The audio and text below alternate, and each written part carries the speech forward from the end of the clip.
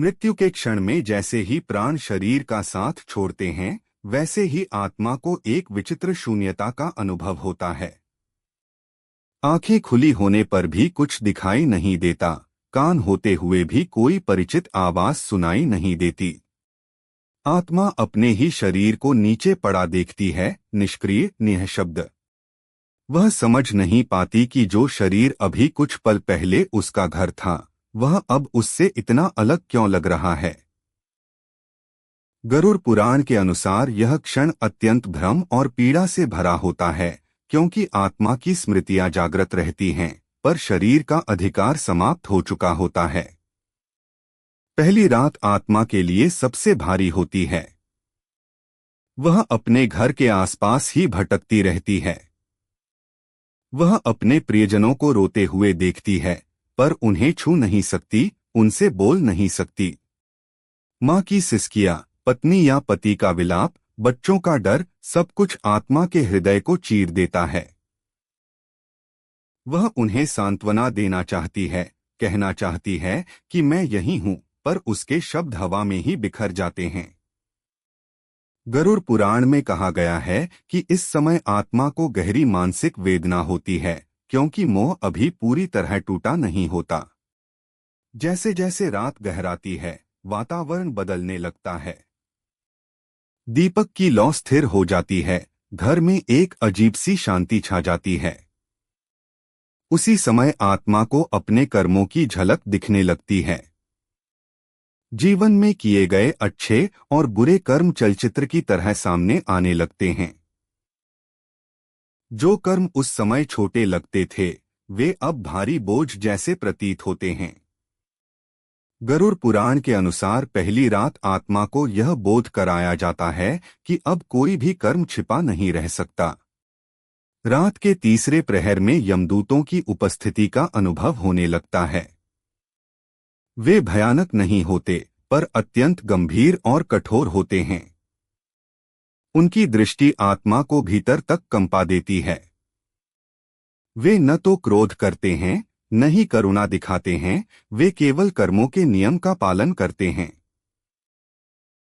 आत्मा को बताया जाता है कि उसका स्थूल शरीर छूट चुका है और अब उसे सूक्ष्म शरीर के साथ आगे की यात्रा करनी है।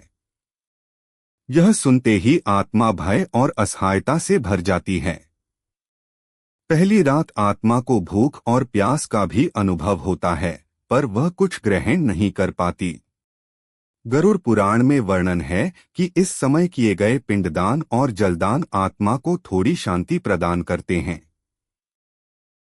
यदि परिवार द्वारा विधि विधान से क्रियाएं की जाएं, तो आत्मा को यह आभास होता है कि वह अकेली नहीं है। यह भाव उसे उस अज्ञात यात्रा के लिए थोड़ी शक्ति देता है। रात के अंतिम पहर में आत्मा को घर से दूर ले जाया जाने लगता है। पीछे छूटता हुआ घर, आंगन, दरवाजा, सब कुछ उसे पुकारता हुआ लगता है। वह बार बार मुड़कर देखती है, पर यमदूत उसे आगे बढ़ने का संकेत देते हैं।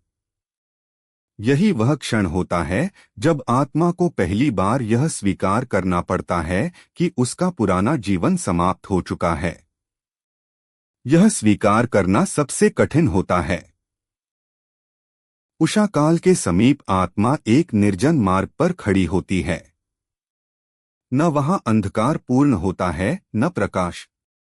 यह मध्य अवस्था है, न जीवन, न पूर्ण मृत्यु। गरुड़ पुराण के अनुसार यह पहली रात आत्मा को आगामी 13 दिनों की यात्रा के लिए तैयार करती है। यहाँ उसे समझाया जाता है कि अब उसके सहायक केवल उसके कर्म होंगे, न धन, न संबंध, न पद। पहली रात के अंत तक आत्मा थकी हुई, भयभीत और भीतर से बदल चुकी होती है। उसका अहंकार धीरे धीरे गलने लगता है। जो बातें जीवन में तुच्छ लगती थीं, वे अब व्यर्थ प्रतीत होती हैं, और जिन बातों को उसने अनदेखा किया था, सत्य, दया, धर्म, वे सबसे मूल्यवान लगने लगती हैं। यह रात आत्मा के लिए शिक्षा की पहली कड़ी होती है। गरुड़ पुराण यह भी बताता है कि जो व्यक्ति जीवन में धर्म, करुणा और सत्य के मार्ग पर चलता है, उसकी आत्मा की पहली रात उतनी पीड़ादायक नहीं होती। उसे भय कम और बोध अधिक होता है। पर जिसने जीवन भर केवल स्वार्थ को साधा हो, उसके लिए यह रात अत्यंत लंबी और कष्टदायक बन जाती है। इस प्रकार मृत्यु के बाद आत्मा की पहली रात केवल एक रात नहीं होती, बल्कि वह जीवन भर किए गए कर्मों का पहला आईना होती है। यही रात आत्मा को यह सिखाती है कि जीवन क्षणभंगुर है, पर कर्म अमर हैं।